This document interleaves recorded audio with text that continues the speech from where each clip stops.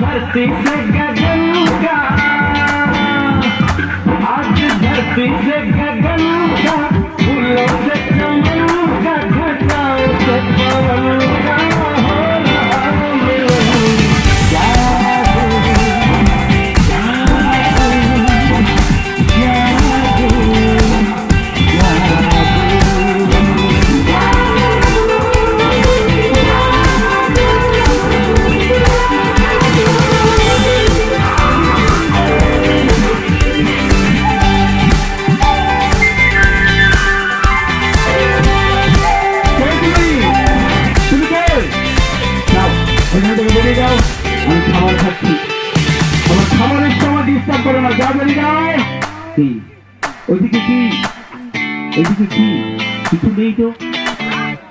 সর্বনাশ, আমার হাতে বাড়ি কোথায়? ওই পাগল আমার খাবার দিয়ে দে, আমার খাবার। ব্যাপার শূন্য বাটি, বাটি নেই, কিছু নেই। আমি কি করছি? ওই পাগল আমার খাবার খেয়ে নিয়েছে, কিন্তু ওই পাগল জানে না তুমি তোমারকে চেনে না, আমার খাবার খেয়েছে। ওকে শাস্তি পেতে হবে।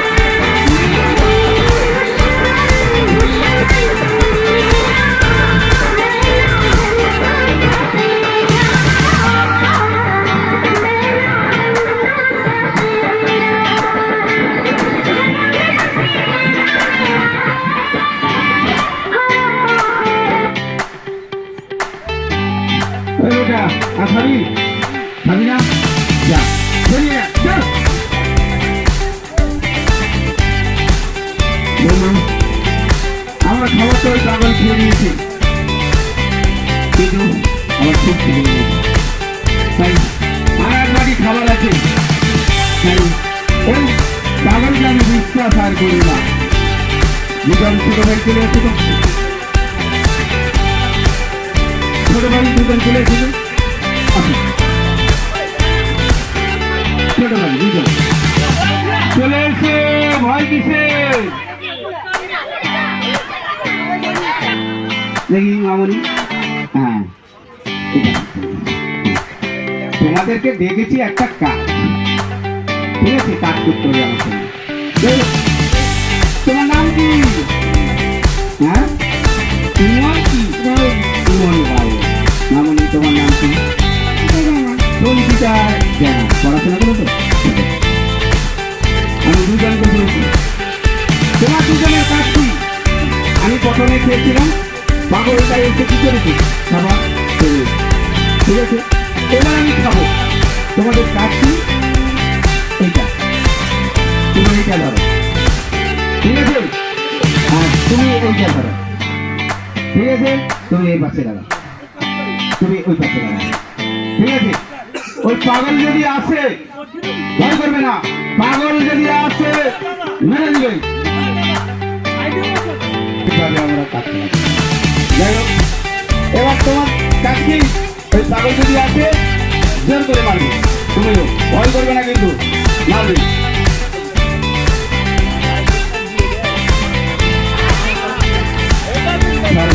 কান্নাকাটি করবে, আরেকজন এই তোমার দুজন ছেলে সর্বনা।